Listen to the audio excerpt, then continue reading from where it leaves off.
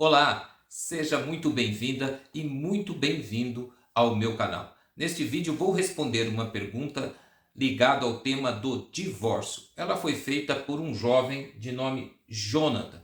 O Jonathan me pergunta: o meu pai conseguiu o divórcio sem o consentimento da minha mãe, que ficou sabendo do divórcio no dia do seu falecimento. Que coisa triste, hein, Jonas? Os dois eram separados somente de corpos. É possível isso? Oi, Jonas, sim, é possível.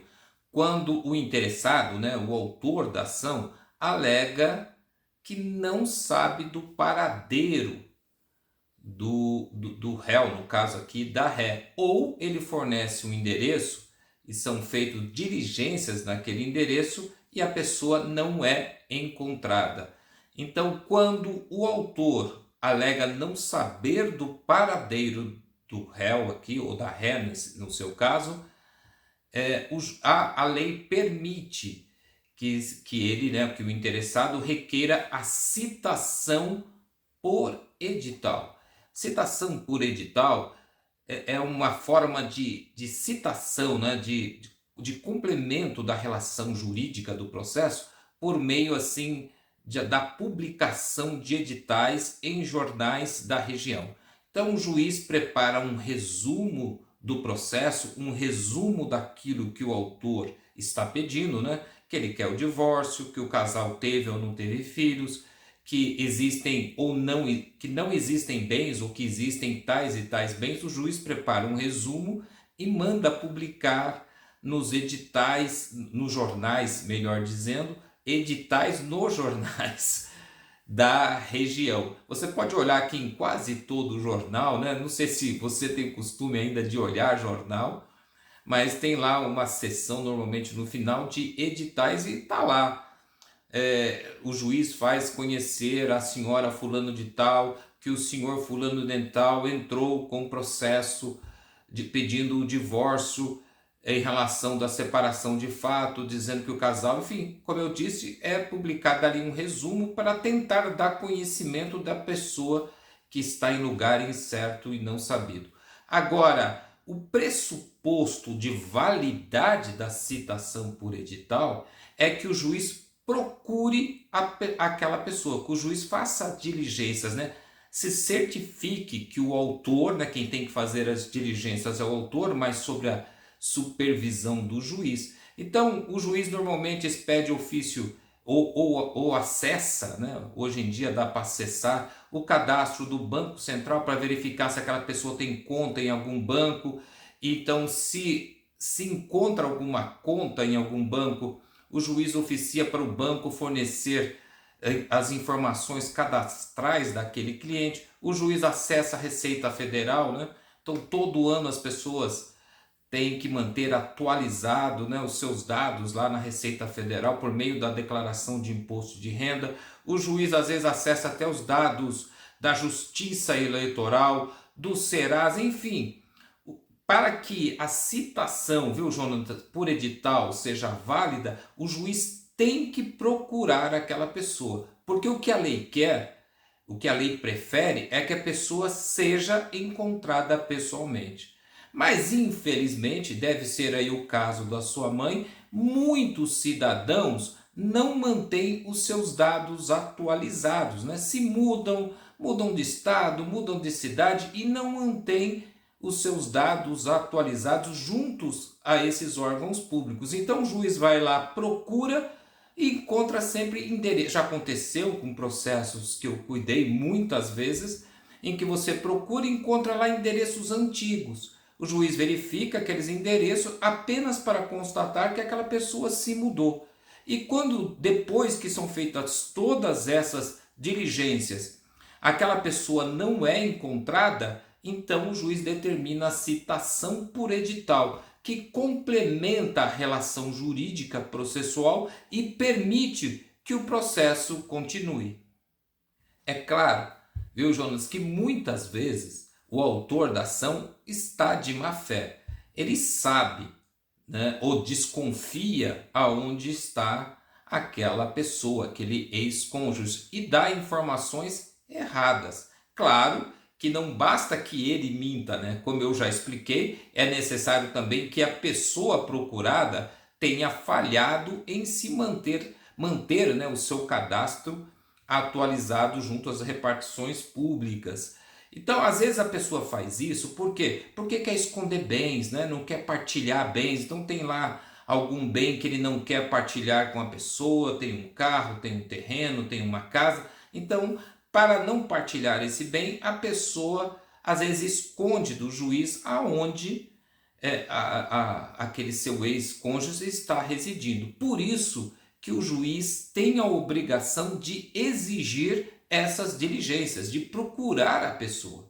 Então, como eu expliquei, para que isso dê certo, né, para que a pessoa eventualmente consiga manipular o sistema, se é que essa é a intenção da pessoa, né? Os clientes que eu tive, a pessoa só queria o divórcio mesmo e não sabia. O casal se separou, muitos anos se passaram, não foram cuidar do divórcio oportunamente, deixaram isso para lá e o tempo vai passando, as pessoas vão deixando e de repente não tem mais nenhum contato, a pessoa se muda de estado. Então os meus clientes estavam sempre de má fé, mas há notícias assim de pessoas que agem de má fé.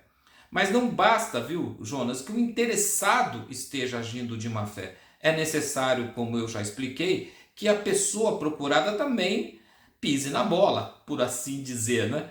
Que a pessoa, como eu disse, não mantenha os seus cadastros atualizados, porque se a pessoa manter, o juiz vai encontrar a pessoa, o juiz vai avisar a pessoa, vai mandar uma cópia daquela petição inicial para a pessoa vai poder o que? Se defender e até mesmo exigir a partilha de eventuais bens que foram sonegados ou que não, as informações prestadas ali pelo autor na inicial não estão corretas, a pessoa vai ser encontrada. Então é necessário essas duas coisas. Agora, se quando a pessoa descobre, né, que isso aconteceu, como é o caso aqui da sua mãe, que pelo que você diz, infelizmente veio a falecer, se quando a pessoa descobre já é tarde, o divórcio já foi decretado, o divórcio já está lá averbado junto ao cartório de registro civil, ou seja, a coisa já até transitou em julgado, a única saída que essa pessoa tem, que também é culpada, viu?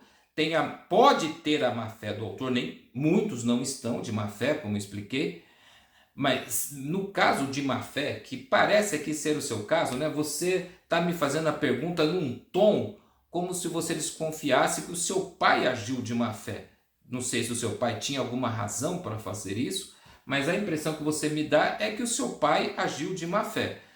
Se isso acontece, né? Se percebe essa má fé e se existem questões que no divórcio que não foram tratadas ou foram tratadas de forma errada porque a pessoa não participou, a única saída, né, possível, nem sempre ela dá para acontecer, porque existem regras, a única saída possível é entrar com uma ação rescisória. A ação rescisória tem como objetivo anular aquele processo anterior, desde que, claro, estejam presentes os requisitos previstos lá no Código de Processo Civil da ação rescisória. Eu não vou aqui explicar todos os requisitos, porque isso varia de situação para situação. O objetivo aqui deste vídeo não é a ação rescisória, mas existe lá uma saída que é a ação rescisória. E quanto a eventuais bens sonegados, né, se esse foi o objetivo do seu pai, sonegar bens, ainda é possível entrar com uma ação de partilha, ou seja, buscar-se a partilha. No caso, a sua mãe faleceu, mas você, como herdeiro dela e que tem, obviamente, interesse na partilha dos bens, você pode, como herdeiro da sua mãe, entrar com uma ação de partilha. Então, eu não conheço aqui, obviamente, né, a sua pergunta é bem curta, eu não conheço todos os dados do caso, mas se algo do que eu falei faz algum sentido para você, você deve procurar um advogado ou a Defensoria Pública para debater pessoalmente essa questão. Bem, Estas eram as observações que eu tinha para fazer sobre esse caso, sobre essa situação. Se você, viu, Jonas, ou alguém aí que está me assistindo, que também tem interesse nesse tema, não entendeu algum aspecto, quer um outro esclarecimento, deixe aqui nos comentários a sua pergunta, a sua dúvida, que eu vou responder oportunamente. Quero aproveitar a oportunidade para pedir, viu, Jonas, o seu apoio e o apoio de todos que estão me assistindo ao meu canal.